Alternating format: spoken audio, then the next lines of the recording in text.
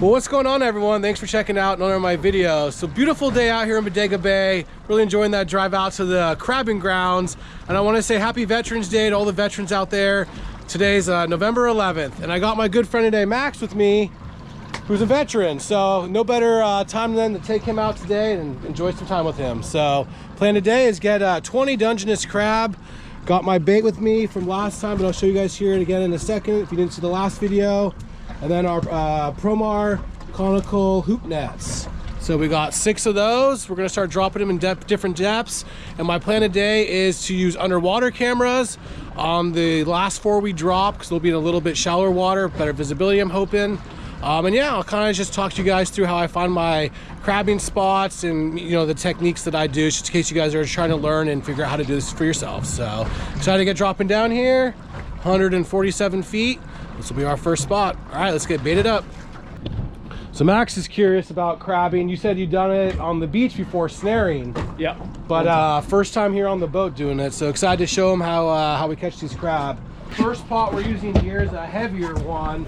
This one weighs 23 pounds, so we don't need to add any extra weight. And I'm using this one on the deeper water. Reason you want it heavier, or you need to add weight to it if it's not heavy enough, is they'll crawl on you. They'll move. If you're just a few pounds and there's some waves, some current. So yeah, make sure you have enough weight in your pot so they don't move on you.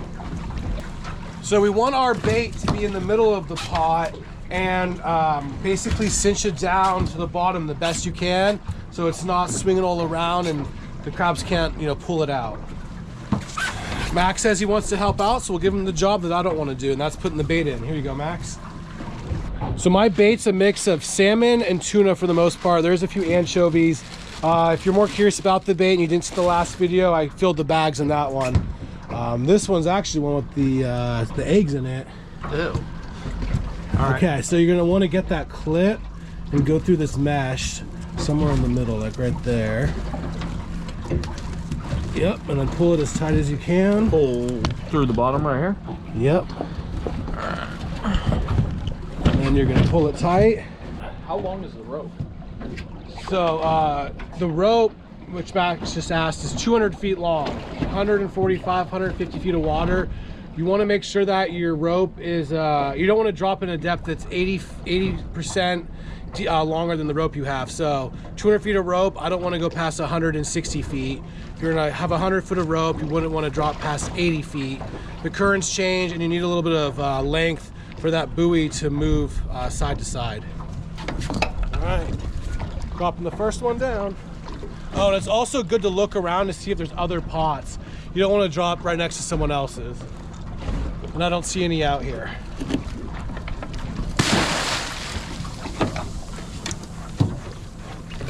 There you go. It's getting towards the end of the rope here. Oh, just hit. Right as I said that. All right. So for what's convenient for me, I just use Google Maps to mark my pot. You just zoom in on the spot with your finger and then hold down and just save the spot. So that's what we're gonna go ahead and do right now and drive to the next spot. We'll see you guys there. All right, so we're at our second spot now. It's 132 feet. Basically the strategy I like to do is go at different depths versus laying our pots all along the same depth, unless you know where they're at. That's what we're trying to do, is figure out the depth they're at and then move from there. So yeah, we're gonna just keep going shallower. So we'll go ahead and drop this number 2 in.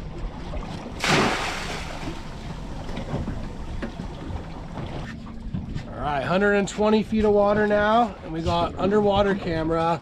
It's angled, point up a little bit. Not sure the best way to position it on here, so a little trial and error, but camera's on. Water's nice and clean. Visibility down there hopefully is good. Hopefully we can get some sunlight down there. So the spots that I'm dropping in, I've caught crab in these spots in years past. So just like most types of fishing, you go out and you mark your spots, and if you have success in them, you keep them. So that's these spots I'm coming out to now. But if you're going to like a new area or you're new to crab and trying to figure out how to get Dungeness crab, you want to look for a sandy bottom. Easy way to do that is Google Maps, go to satellite view, and you can kind of see rock structure versus not rocks, which is then like sand or mud. And you want to be dropping in that for the Dungeness. And then really you just, like I said earlier, try the different depths. Once you get onto some of them, move your pots to that area.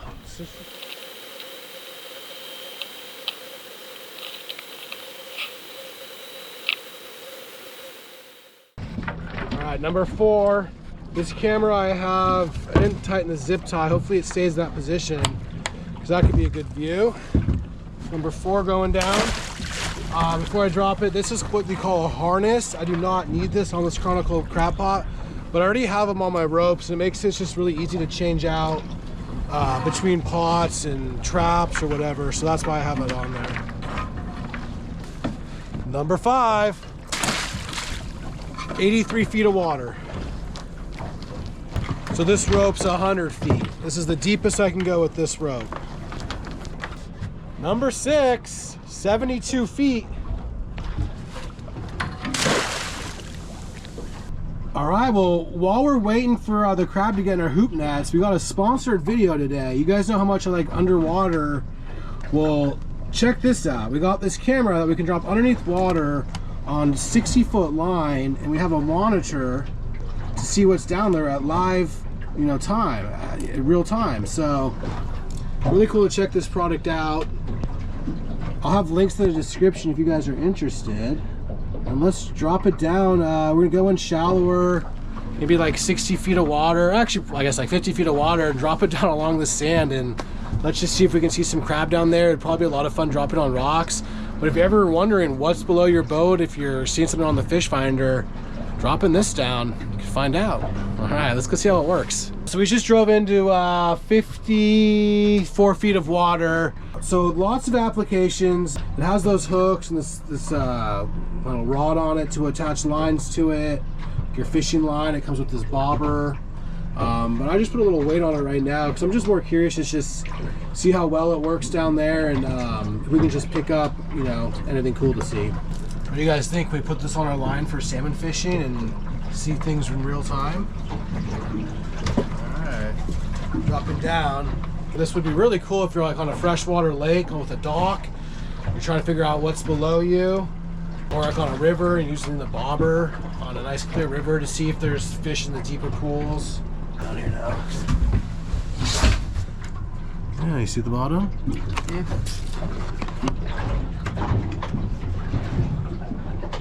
There we go.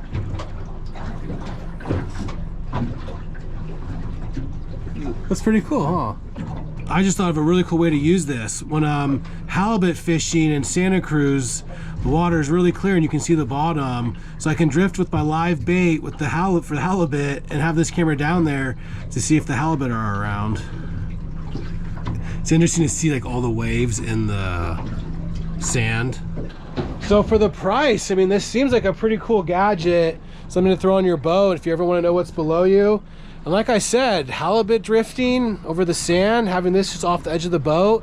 If you guys watched my video in Santa Cruz a few months back, I had the underwater camera on my bait and saw lots of halibut down there. And we moved spots a few times. Some spots had several, some spots didn't. And I didn't know that until I got home which spots had them or not. Using this now, I'll know if the halibut are around. So that's gonna be a really cool feature to have. All right, Max, you ready to go pull up those crab pots? Let's go look. All right, well, they haven't soaked for too long, probably. I guess the first one's probably been in maybe about an hour now. So by the time we get there, hour 15, hour 20, which is good enough for a soak. All right, hopefully we get some good crab for us.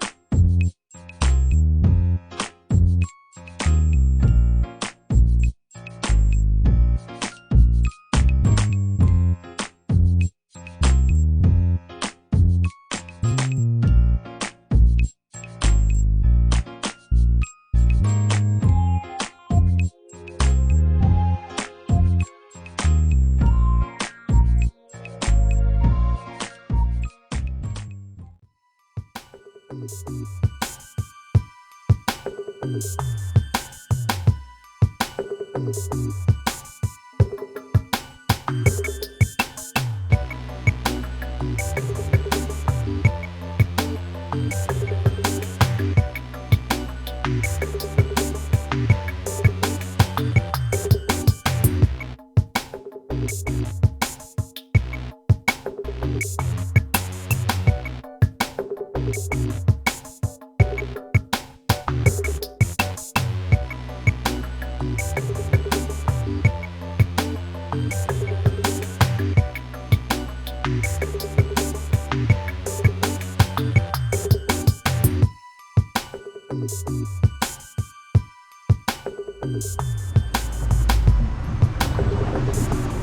right, there's the first one. We got Max ready.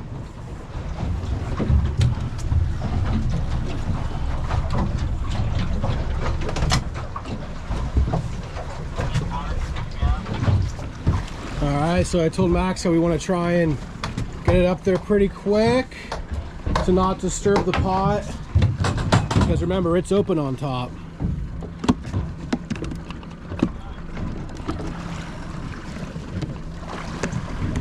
Pull the string out.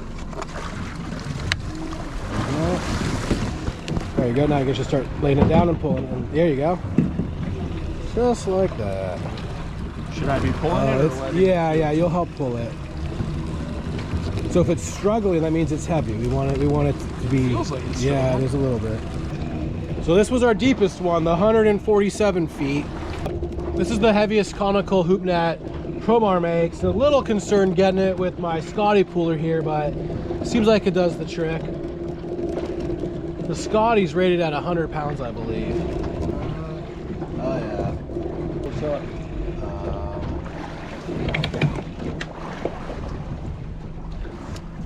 All right. Decent first pot. Small ones, but it looks like there's 3 or 4 or 5 keepers. Alright, so this is our crab gauge. Max, they gotta be 5 3/4 to keep. So it's to that mark, that first one right there. We'll go ahead and grab our crab. Like that. So that one's an inch over, so that's about 6.5 inches. That's a nice big one right there. Yeah. You can hardly. Oh, this one's pretty good. Fun, huh? Yeah. All right, well, first one's up. We got 3 nice big keepers, 3 smaller keepers, have them separated. Not gonna have more than 20 crab on the boat, but we're keeping all the keepers on right now. You know, it's just in hopes to upgrade as we go along. All right, on to the second one. Max is becoming a pro on his second one. I couldn't even get the camera going before you got it. Look at that. All right, second big one, 130 feet.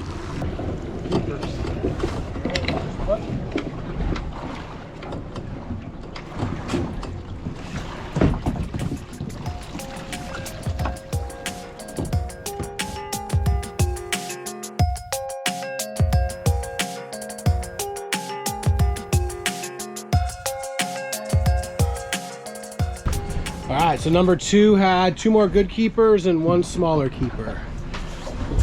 So 5 big ones so far. All right, well, number 3's coming up right now.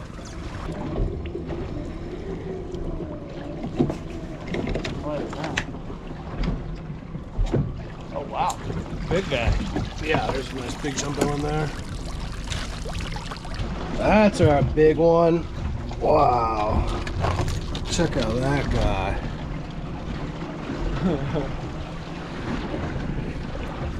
That's got to be close to 7 inches right there. Hold that. Big crab. So this stops at 6 1/4 right there. Oh wow. Yeah, so that's 6 1/4. No, that's 6 and it's like 7 inches. All right, so I had 1 big keeper and 2 smaller keepers, so total of 6 big keepers now. All right, well, we got number 4 here.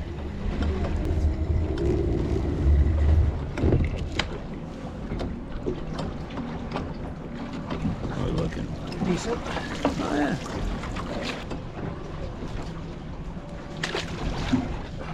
Goes to are questionable, right? That one's big, but that other one, maybe? All right, so where are we at in there? I think you said 8. Yeah, so this is 9, okay. Yeah.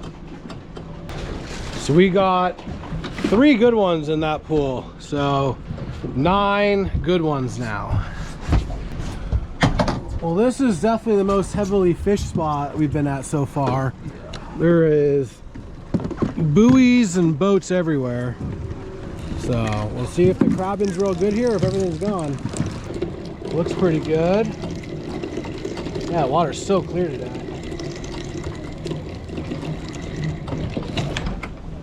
Oh yeah, it's been fun. Nice. Good pot.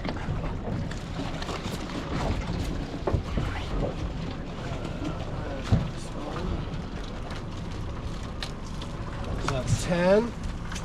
Oh wow, that actually is. We got the biggest one yet. Wow. Look at that. That thing's massive. Big one. This one's pretty good too. Nah, not like that though. So this gauge goes to 7 inches. That's what she said. Over 7. Nice. That's the jumbo. All right, pulling up the 6th and final one. This was the most shallow one. 70 feet of water. We got 13 big ones right now. Let's see how many more big ones we can get. We have 7 keepers in the bucket, so we're guaranteed limits.